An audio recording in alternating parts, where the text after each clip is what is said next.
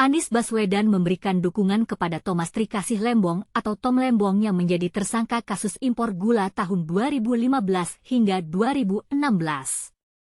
Anies tetap menaruh kepercayaan kepada Tom Lembong. Tom, jangan berhenti mencintai Indonesia dan rakyatnya, seperti yang telah dijalani dan dibuktikan selama ini. I still have my trust in Tom, dan doa serta dukungan kami tidak akan putus, tulis Anies di akun X, dilihat, Rabu, 30 Oktober 2024.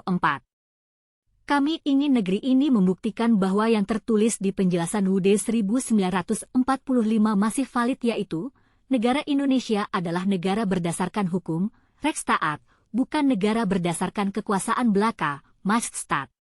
Anies merasa terkejut ketika mengetahui mantan kokaptennya di Pilpres 2024 ditetapkan sebagai tersangka. Tom Lembong sendiri menjabat Menteri Perdagangan pada 2015 hingga 2016. Kabar ini amat-amat mengejutkan. Walau begitu kami tahu proses hukum tetap harus dihormati. Kami percaya aparat penegak hukum dan peradilan akan menjalankan proses secara transparan dan adil. Kami juga tetap akan memberikan dukungan moral dan dukungan lain yang dimungkinkan untuk Tom, ujar Anies. Anies juga menceritakan kedekatannya dengan Tom Lembong.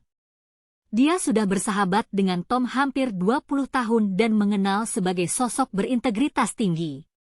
Menurutnya, Tom Lembong selalu memprioritaskan kepentingan publik dan memperjuangkan kelas menengah Indonesia yang terimpit. Tom adalah orang yang lurus dan bukan tipe orang yang suka neko-neko.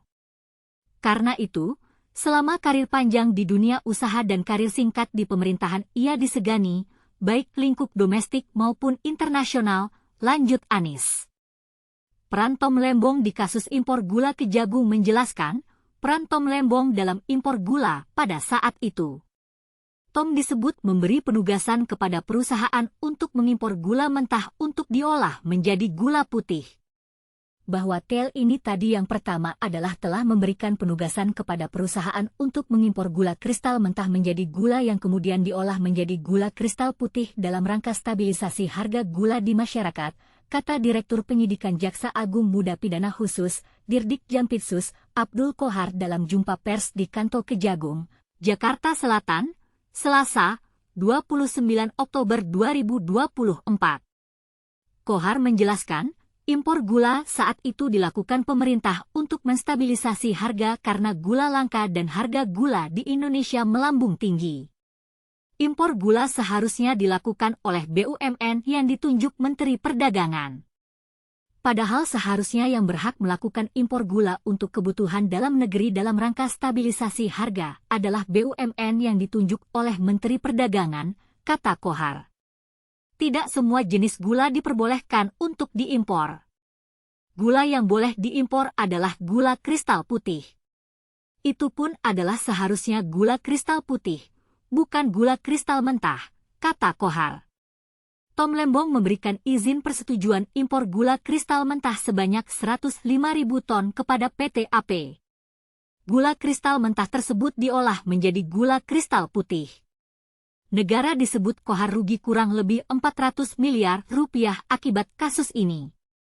8 perusahaan gula swasta yang terlibat dalam pembuatan kristal mentah itu diantaranya PT PDSU, PT AF, PT AP, PT MT, PT BMM, PT SUJ, PT DSI, dan PT MSI. Tersangka dalam kasus dugaan korupsi impor gula Thomas Trikasih Lembong atau Tom Lembong pernah membuat pernyataan yang menyita perhatian publik dalam masa Pilpres 2024 lalu. Mantan Menteri Perdagangan itu mengaku punya penyesalan besar pernah menjadi bagian dari pemerintah Presiden Joko Widodo, Jokowi. Saat itu, Tom Lembong bicara sebagai kokapten tim nasional Anies Baswedan Muhaimin Iskandar, Timnas Amin. Di pemerintahan Jokowi, Tom Lembong pernah menjabat sebagai Menteri Perdagangan dan Kepala BKPM. Saya punya rasa nyesal yang lumayan besar karena saya pernah menjadi bagian dari pemerintah, kata Tom Lembong dalam diskusi Pemuda Harsa, Bangga Bicara, di On3 Senayan, GBK, Jakarta, pada 9 Februari 2024. Alasan Tom Lembong menyesal menjadi bagian pemerintahan Jokowi karena kala itu strategi yang dijalankannya dalam membenahi ekonomi Indonesia tidak sepenuhnya berhasil. Strategi yang disepakati disebut gagal mengembangkan ekonomi di Indonesia. Di saat-saat kita menjalankan strategi yang menurut data yang saya lihat, rada-rada tidak berhasil.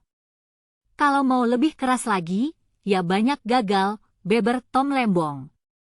Menurutnya, salah satu hasil dari strategi itu adalah tidak adanya peningkatan ekonomi yang signifikan di Indonesia.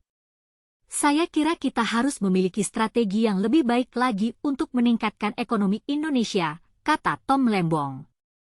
Dalam kasus impor gula ini, Tom Lembong dianggap telah memberikan izin impor gula kristal mentah sebanyak 105.000 ton kepada PT AP. Izin itu dianggap tidak sesuai dengan aturan yang berlaku.